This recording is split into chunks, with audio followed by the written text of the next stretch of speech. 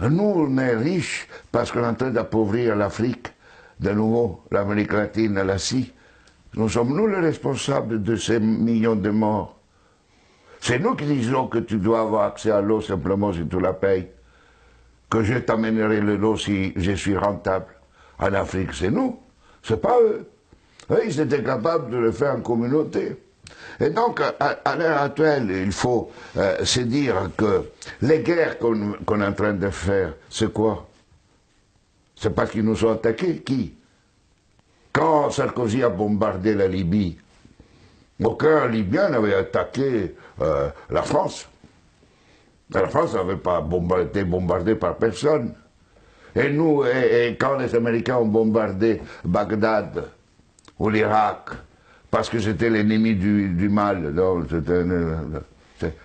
tous ces millions qui sont morts, et tous ces millions de réfugiés syriens, irakiens, etc., c'est qui eux, ils ont voulu. Et nous, on a le courage après de dire, je vais t'aider pour rester chez toi. Hein?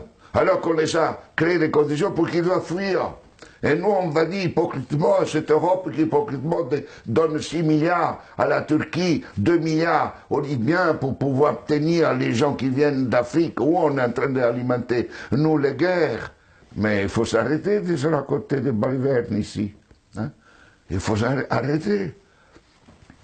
La guerre ne se fait plus parce qu'on tue l'ennemi. La guerre est devenue, grâce à la technologisation, elle était aussi d'avant, mais elle est devenue une activité économique la plus rentable après l'industrie pharmaceutique et l'industrie informatique. On fait la guerre parce que c'est rentable.